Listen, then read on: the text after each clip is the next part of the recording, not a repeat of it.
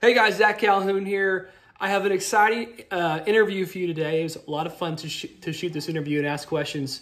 Alex, originally from France, his first customer when he started his virtual tour business was worth $10,000. And he shares his story, how he frames himself, his positioning, his natural sales and marketing abilities as an entrepreneur, and how he sold his first client for $10,000. And his next one's about to be $11,000. Really cool story. A lot of cool tidbits and gems here. I hope you enjoy it. Let's get to the interview.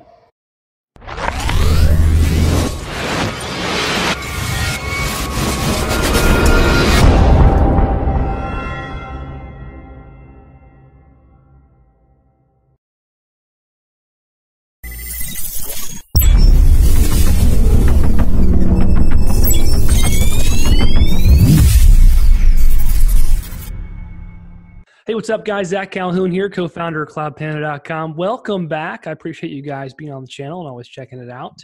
Today, I have a special guest. I'm going to let you introduce yourself, and then I'm going to tell his story from my side and how we got in touch. And then we'll go on your story and give some really cool sales tips for my fellow virtual tour entrepreneurs out there in the world. So go ahead. Hello, guys. My name is Alex Folacci. I come from France. So I've been in America for about 6 years now. Originally, I was a high-level athlete.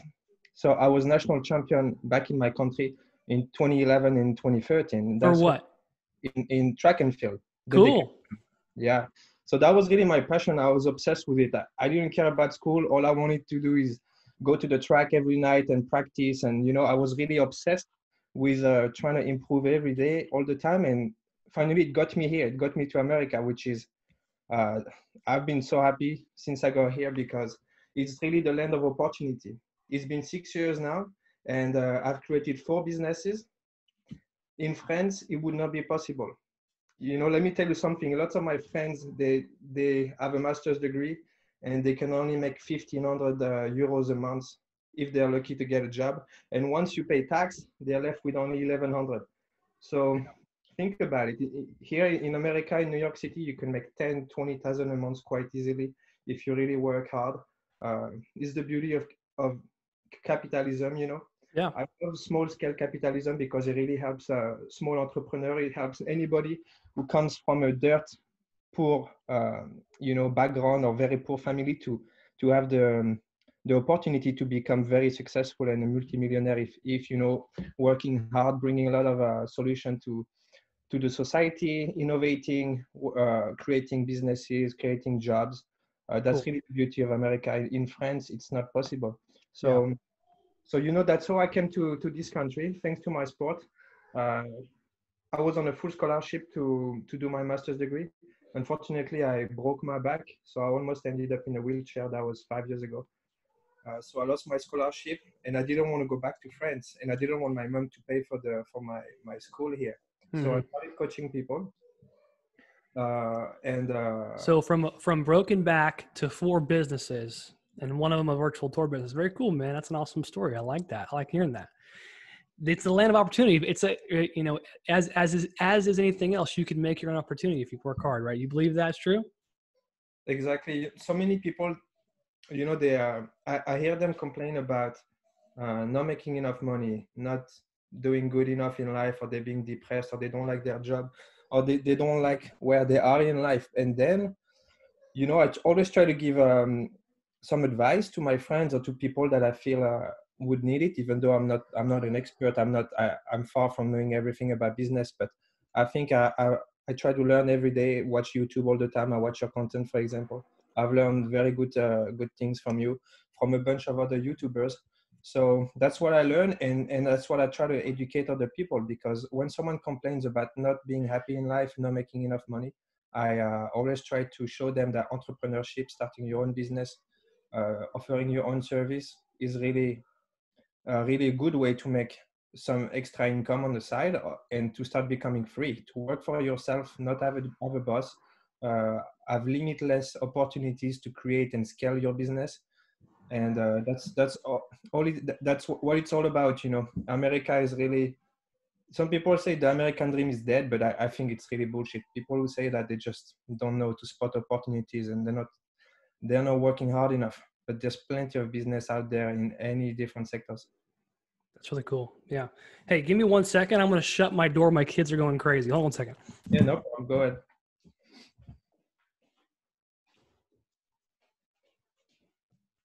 Okay, I'm back. All right. So yeah, that's really cool. I like that. So, okay. So tell me about, okay. So me and Alex got connected. He shot me a short email, said, "Hey bro, I just sold a $10,000 client. I'm negotiating $11,000 client next. Things are going really well. Thank you for your content." And I was like, first off, I was thinking, well, shoot, good job, bro. I'm proud of you. And then I wanted to hear your story. So, and then we talked more. I realized, you know what? Why don't you just tell your story? We record it. Tell me how you got your first $10,000 client. And I'm going to prod into some of those questions. I'm going to really kind of stop you as you go. I want your mindset going into it, how you got connected to this person, what service you were offering them, right? Obviously, how you were able to quote them. What was it, $2,000 per property or whatever you were doing. So let's go into that. So tell the story of the first $10,000 client, and we'll go from there. Okay? Yeah, that was many questions, but let me try to answer all of them. One at a time. So I started to be aware of this kind of business only maybe end of last year, beginning of this year, of 2020, and then I finally decided to buy a camera in February. Then I watched more of your content because I didn't really know what kind of niche to target, how to get to customers, what kind of selling points you can have to convince them that your service is really worth it.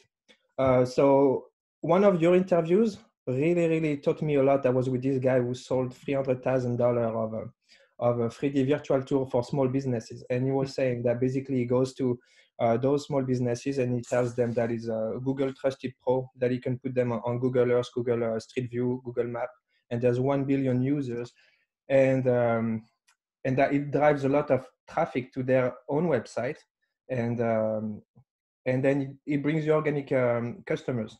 So I got all those selling points. That was very smart. Also, when he mentioned that if you put your virtual tour of your own business inside your website, people will stay longer on your website because they're going to visit the whole, and then your bounce rate decrease. So That's which right. means that instead of someone that goes in your website and stays an average 30 seconds or 1 minute, they're going to stay maybe 5 to 7 minutes, which tells Google algorithm that your website is actually more relevant than the other competitors that are using the same keywords or that are in the same industry as you. So once you manage to decrease your bounce rate, then you will appear higher on the SEO of Google. So that's another very important selling point. So look, after I watched this video, I started to, actually it was before buying the camera, because before buying it, I wanted to make sure that it was not so hard to get business and get clients. So, good. Bingo. So you went and sold first before you bought the camera? Is that what you did? Tell me your story. Sorry, I'm interrupting. Keep going. Yeah. So let me tell you, I went in New York City. So since I'm a trainer, I see maybe 6 to 8 clients a day every day. So sorry, nobody's heard this yet. So you are a trainer. One of your businesses is personal training, right? Yeah. So okay. I was actually elected the best trainer in New York City last year. I received the New York Award for personal training in 2019. So cool. That's really my main business. I've coached over 270 clients, making really good money from coaching, because I really put all my heart and passion into it. But now, especially in those times, I can't really coach people. I only have 4 clients left out of 25. So having the camera business really helps. But to get back to the story, so in February, sure. I was starting to knock at doors at businesses and come inside and show them a virtual tour and tell them exactly all the selling points that I've learned with your video with the other gentleman. And a lot of them were interested and like, okay, here's my business card, send me an email, explain everything. So I kid you not, in one day, I got 50 business cards. Cool. So I was like, wow, that's going to be easy to sell. And so then I bought the camera. And then I kept following up with those people, because in sales, it's very important, not only when you cold call or when you go knock at people's door and to explain your whole sales pitch, but you need to follow up. Because most people, they're not going to buy from you the first time they see you or the second time. Sometimes it takes 7 or 10, 10 times, 10 follow-ups for them to finally understand that what you're bringing to them will help them make more money.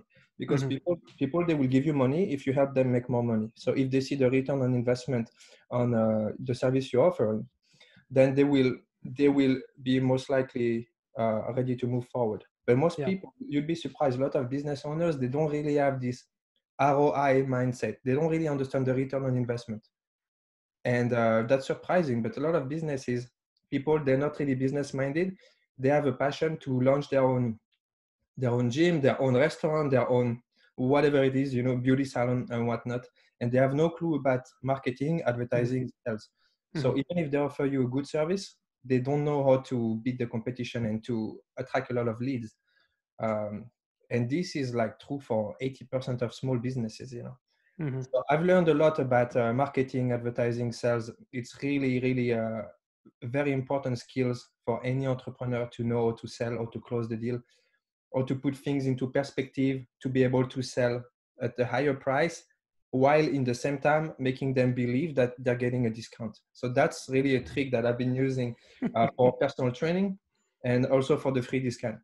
For my coaching, I charge $180 per hour or $1,600 for 10 session package. So when you do the math, most trainers, they charge $50 per hour and they have maybe 5-8 clients. I have 25, and to be able to sell very high paying tickets on clients like this, you need to market yourself and be really very sharp on your sales process and on your establishing authority, showing them what they will gain from you, what kind of results, all of that. I always tell them, if you always want to have the best doctor, the best lawyer, go to best restaurant, have the best dentist, you need to also have the best coach in your life. Because in New York City, there's a bunch of guys that make 500,000 a year, 1 million a year, or even more. So they don't care about spending money. They want to spend money on the best of the best. So once you establish yourself as the best in your particular industry, then you will be able to charge a ridiculous price, and people will be happy to pay for it because they know that they're getting the best kind of service possible. So I've been using the same trick to sell the free detour.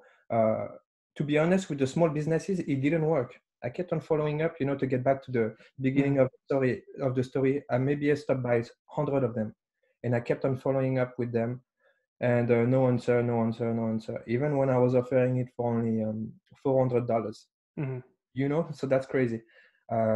Then I asked some of my friends and my clients and all my connections if they knew anybody in the real estate market, because that's the niche where I wanted to go. To give it a try, because when you're dealing with luxury real estate, they're selling properties for 10 million, 20 million, even more. In New York City, there's almost no limit. So those people, they don't really care about paying something expensive. So the way I went with it, once I got the lead, they kept on telling me, okay, we get back to you tomorrow, we get back to you next week, blah, blah, blah. They kept on pushing me around. Yeah. I didn't try to be too pushy, otherwise I would have sounded desperate. And when you sound desperate in talking to a potential customer, they will feel there's something off. They will feel like they have the edge over you, that they can very much bargain and get a better deal. So I was just following up, sometimes be like, hey, just checking on you, because I might be very busy next week. I might have a lot of scans lined up, and I want to make sure I would still have time to go shoot your properties. Even though that was total bullshit, right? I didn't have any business going on. So you had 0 customers. You're saying, hey, listen, our schedule gets full real quick. So I just want to make sure that you guys, if you want a slot, so you applied some scarcity to it, exactly. I want to see if you're available. Yeah, go ahead. Yeah. So that's what I did. And I say, okay, send me all like the listings you would like me to shoot. Send me their price, their square footage, and then I'm going to give you a quote. So she sent me a bunch of like $9 million, $13 million, $24 million, $28 million properties. So I tell her, so that was five properties. And I say, okay, so for this kind, that would be $5,000. For this one would be $3,700. For this one would be $2,500, blah, blah, blah. And then I tell at the end, the bill was like $30,000. And I say, if we bundle up all those cans together and then you make me do them like the next week, I'll be able to offer you only $10,000 for everything instead of $30,000. Okay, I'm gonna stop you for a second. Okay, so you offered $10,000. What'd she say? she said, okay, I'm going to ask the client, because so they are the developers. So the developers, they work with the client who Got actually it. own the real estate, right? Mm-hmm. And then she said, okay, I'm going to ask them. I'm getting back to you, getting back to you. They try to bargain a little bit. So I think at first I say 11,000, and then I went down to 10,000. And Okay. then she said, okay, I'll get back to you tomorrow. She wasn't coming back. I didn't follow up too much. I didn't email her all the time to hear from it, because you don't want to seem desperate. Mm-hmm. And then out of the blue, she came back and she said, okay, you got approved. You're approved. So then she paid me 50% upfront. And then I did the scans. It took me honestly 3 days to do the scan of those 5 properties. And some of them were 7,500 square feet. Cool. So really cool. So then I like this a lot. So when here's a quick details question I want to know. When you having the first conversation, so you're saying, hey, so first off, you got in touch with her by a friend, sounds like, right? And you called her up, just called? No, it was by one of my clients. Okay. So one of the new Referral. clients that I got from Instagram, actually that's funny, because when you think about it, sometimes you're getting leads from really anywhere. And that guy was following me on my personal training account, Alex_Folacci. And he was following me for about 6 months, he told me. And then he went to his therapist, and his therapist told him, okay, 2020, you need to start making a change. You need to reach out to a trainer. You need to take your health into for the next level. You need to work out and stop procrastinating. And then that's when he reached out to me. So that guy reached out. Then I started to coach him, and I coached him only 2 times. Then he got coronavirus. Oh, wow. He got virus, so he had to leave. He had to go upstate. So he was in trouble. But then on the second workout I did with him, I was telling him about all the businesses that I do. I have my own fitness brand of equipment that I sell everywhere in America. I do real estate investing also. And then I was telling him about the 3D photography. And he said, wow, that's a great thing, especially right now when nobody can come to go to open house. Doing a 3D virtual open house is really the way to go. So he said, I'm going to connect you with the marketing department of my office.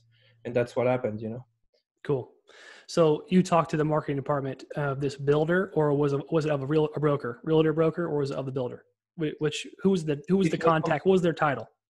It was the brokerage, the marketing department of the brokerage. It's one of the biggest brokerages. Got it. Yeah. So I've seen a lot of offices that have different departments, right? Different big brokers have marketing departments. Like the big ones in Houston have huge offices, right? And they have a whole marketing director. Yada. So you got in touch with that person through referral, and then you said, "Hey, you said on the phone. This is what happened. You got on the phone. You said, send me 5 listings that you need to sell." Is that kind of what you said, or?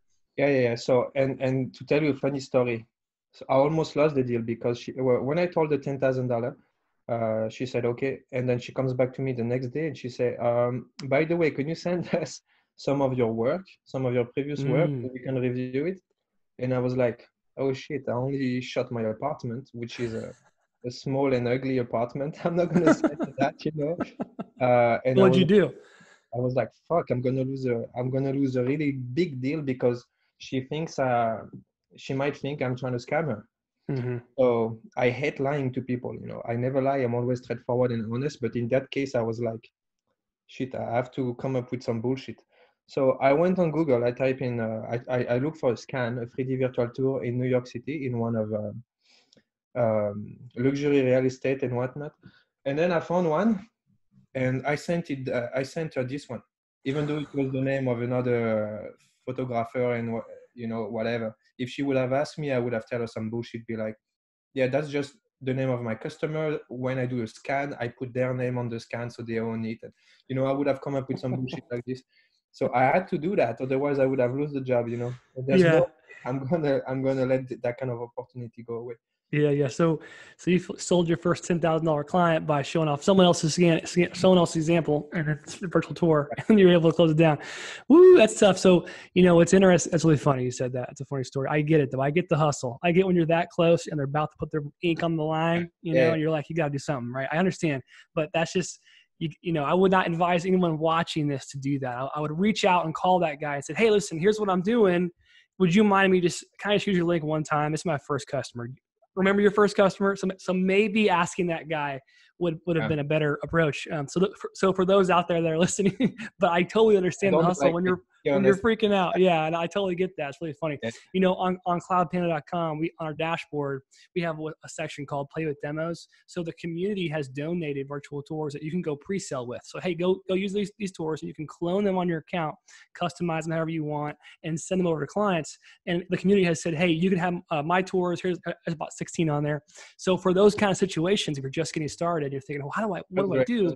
You can send over someone else's work in that case and say, hey, here's what it will look like, instead of saying, hey, here's my property. You know, I would just kind of always be ethical as possible. Yeah. But now you have a portfolio, it sounds like. So you did this first project. You get paid $10,000. It takes you 3 days. It must have been a good month that month. It must have felt good that day, huh? Those 3 days. It was beginning of April.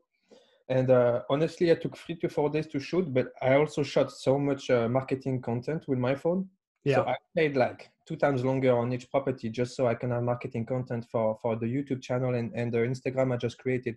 Good By job. The way, it's called 3D Scan Manhattan. It's on the paper behind me, but I see that, yeah. Is it in mirror? That's the only thing I try to get prepared today so people can go check it out. So I started this YouTube channel to show the properties and the scans and how it works. And I created a website. And if you really want to sell and look very professional, you need to have everything lined up. For all my other businesses, that's what I've learned. You need a website, you need to have some social media, you need to have reviews, you need to have all those kind of things. So that way, once you get a lead, you can put this lead through your whole funnel. Mm-hmm. And build the authority, show that you're really a professional and that you know what you're talking about. Show some of the work that you've done. Show that you're creative, that's what, like each time I get a customer now, I always tell them, I'm very into detail, I'm professional, reliable, and I deliver the scan within 48 hours. So cool. When you say all those things, it really builds even more trust in the mind of the customers, and they know they will get the scan quite rapidly, you know. Yeah. So it's important to do this kind of thing to reassure them and make sure they understand you're going to deliver a good job. You'd be surprised, but there's so many people that are not reliable. Mm-hmm. For example, when I deal with the rental property I bought, I was trying to fix it up, put a new roof, new windows, new carpet, painting, all that stuff, you know. So when you have to deal with contractors or handymen, a lot of them, they don't show up. A lot of them do really poor job. A lot of them are not reliable. Mm-hmm. And I was shocked because for me, doing business, I always try to deliver the highest quality service possible to my customers. I'm always showing up. I can be 5 minutes, 10 minutes late, but that's New York City. Like you don't have control over the trains. I'm talking about for personal training, for example. I never canceled any clients, always showing up, always doing my best for every customers. And that's how you build your reputation, you know. Mm-hmm. Someone that is not reliable won't stay in business too long. And which means the competitors will get more business. All the business that this guy was not good, all the business he will miss will come to you if you're doing a good job. So just the fact of being reliable is a very big thing, very important, that I've seen so many business people don't have. Yeah, show up on time. You know, do what you say you're going to do. Yeah. You know, build tons of look at somebody in the eye when you're talking to them and trying to sell them, tell them a price. You know, tell them, oh, it's $10,000. You know, like put your head down. You know, like those types of things that are, you know, they all those little pieces build that rapport that ultimately leads to the sale, right? The conversation. I call them constructive conversations. Totally get that. And so, well, I like that a lot. That's really cool. I mean, so you think, I was thinking about when you were talking about reliability, when someone loves the product or the service, the output, and they love working with you and they go, I love it. This is great. First thing I do is, great. Can you send me a review? I always send them a review link like right afterwards, you know. Once they tell me they love something, cool. You want to drop a review for me? You know, cause they're like, at that moment is the only point in time when they're probably going to do it, you know, for the next 2 minutes. So yeah. That's cool. Yeah, well, that's the thing. I try to, the Google My Business, I've opened one and I keep waiting on receiving the card that they are supposed to send you 5 days later. And I never received the card. So which means my Google My Business for my 3D photography business isn't up to date. It's not running. So I can't get reviews yet. That's Yeah. the problem. Well, there So is Facebook too, but yeah, I get that. It's local is always better, right? I totally, yeah, I get that. Oh, and also, I've had times where the car took a long time, and I've had times where it came right away. But also, we're in the middle of, coronavirus season, so it's yeah, things probably shut down. Who knows? yeah. So just It's interesting good for time. your business. It's great for your business. It's great for all the 3D camera business because that's really booming now. It might be multiplied by 2 or 3 the kind of business they're doing because people they can't do open houses, they can't go visit places in person, so they want to see it from their phone. Yeah, for sure.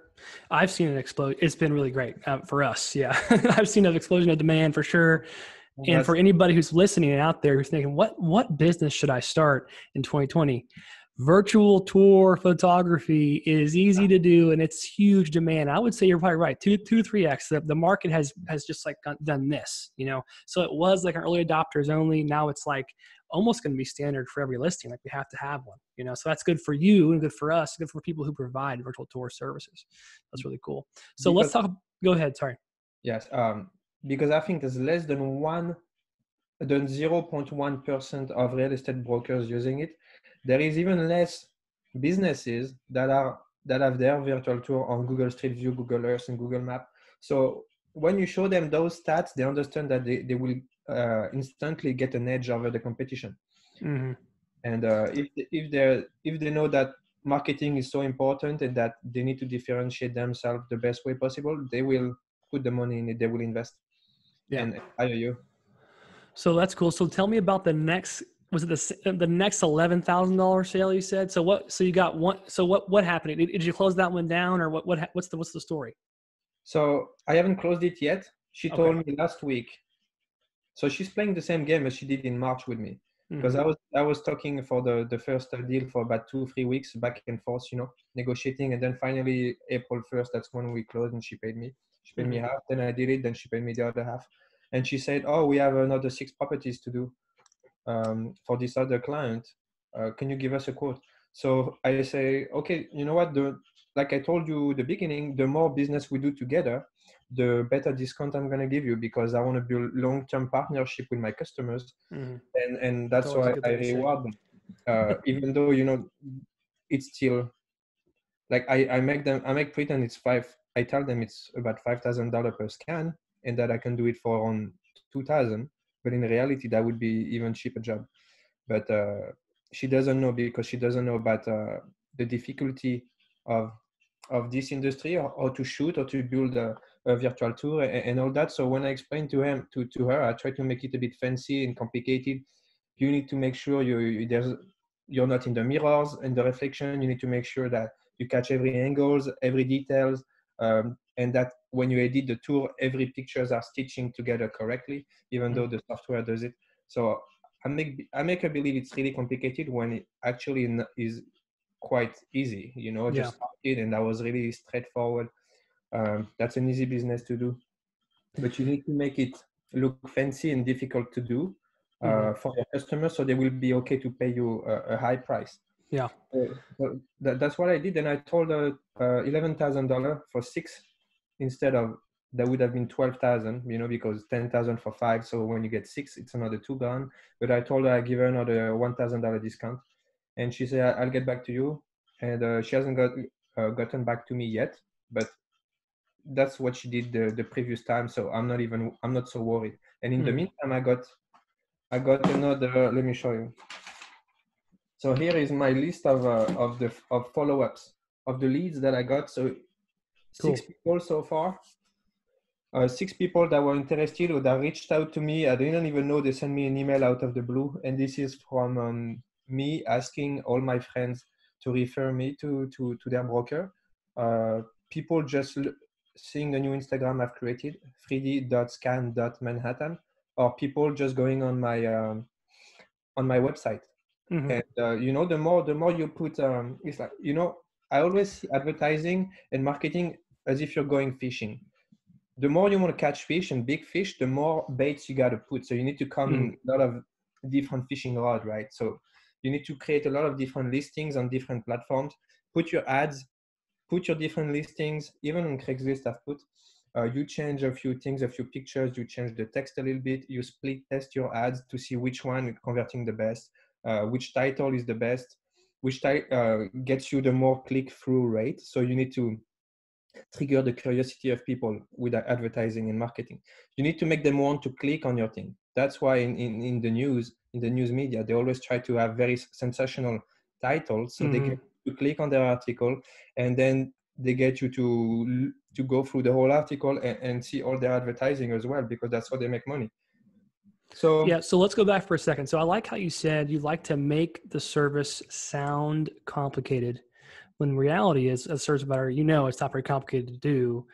yeah, And I think a lot of users on Cloud Piano, a lot of people out there in the virtual tour space have a hard time charging high prices. They just don't know how to do it. Don't know how to value themselves. So it takes a certain mindset and skill set. So I want to discuss this, and also a certain sales conversation with the right prospect to be able to charge high prices. This is a big deal, because if you can charge high ticket, you can afford all your business expenses, and you have a lot more free time. You don't have to be looking for the volume and responding to this and sending the email, sending the invoice. Oh, did he pay the invoice? Oh, I don't know. I need to pay this. It creates, it really just clarifies a lot of things. So in that sales conversation that when you're having, you're basically saying, yeah, man, so I have to make sure that every speck of this is touched. I'm showing, make sure it's all stitched well. Here's how the 360 photo is. It's really high technology. It's really complicated to do. I have to spend a lot of time behind the computer afterwards. You can say all kinds of stuff. But I guess what I'm saying is, when you have that conversation, I've seen a property manager, for example, of an apartment complex say, wow, I just can't believe it. This technology is just so neat. But she didn't really want to know how to do it. She just wanted to be like, she wanted to know like I was doing it, kind of thing. You know what I mean? Mm. So let's discuss high ticket selling. Like, how do our users, how do people out there in the world sell things, sell property, sell deals for the prices you're talking about? $75, 75 cents a square foot, or $4,000 a location, or whatever. I mean, what's the mindset required first, and then how do you go about it? Yeah, look, that's a great question, and that's something I've really been practicing and working on improving my technique and strategy for the last 3-4 years. First, with personal training. When I started, I was charging $35 per hour. I knew I was already much better than the other trainers in New York because I was national champion and world-class athlete. So I had much more knowledge than those people, but then I wasn't able to get clients for $70 because I wasn't established. I didn't have all my marketing, all my listings, all my reviews, and even all my experience coaching people.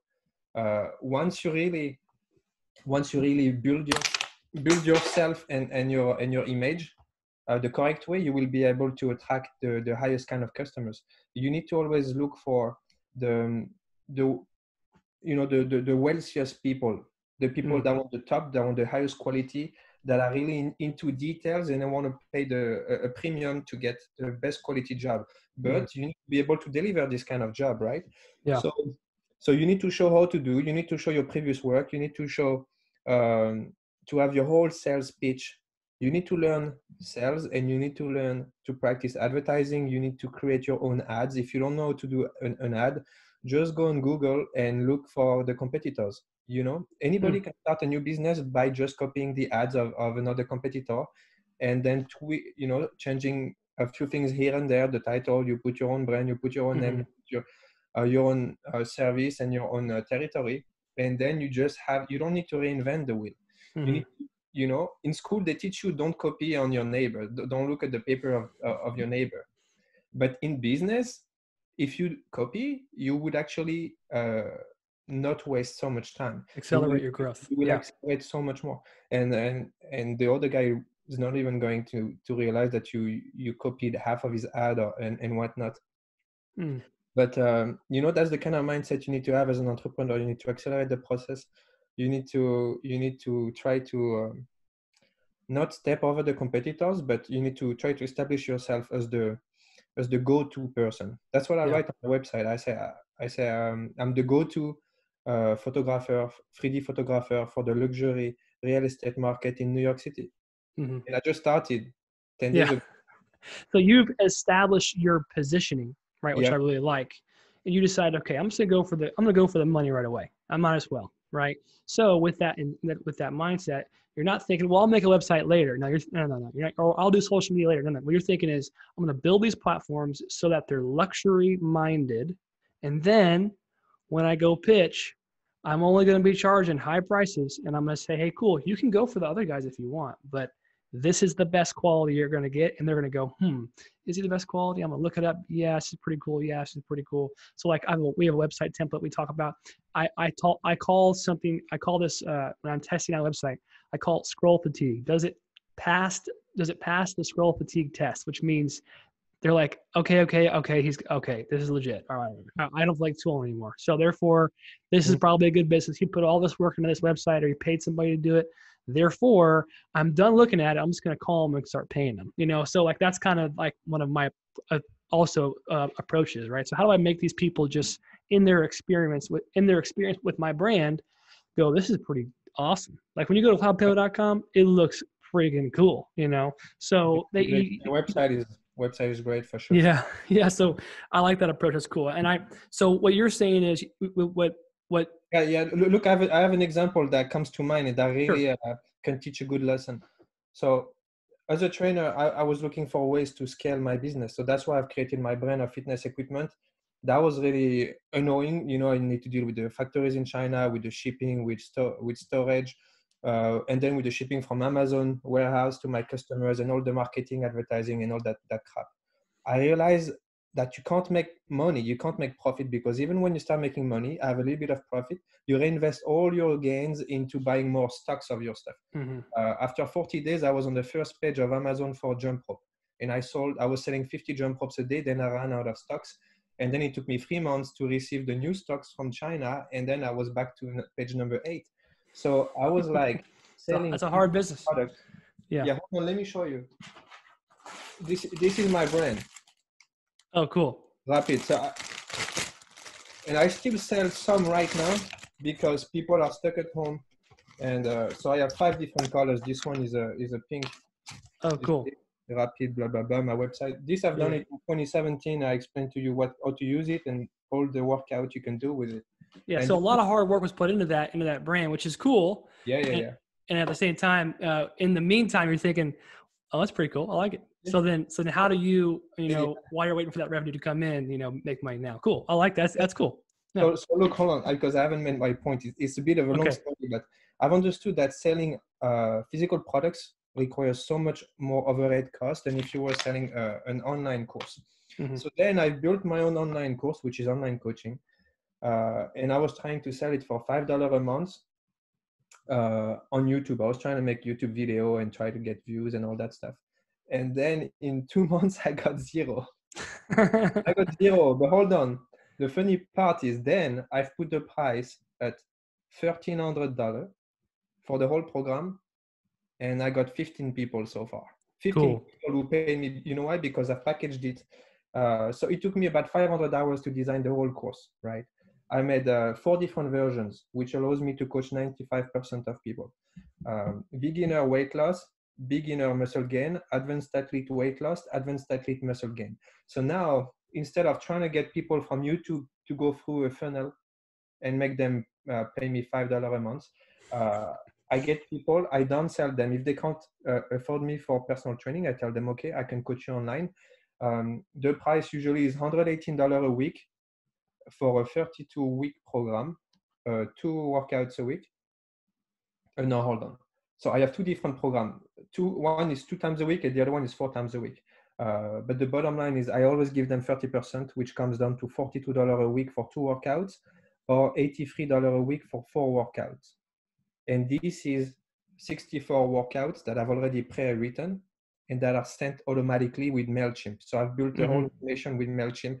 And then for 32 weeks, you keep sending the emails automatically every 3 days, 4 days.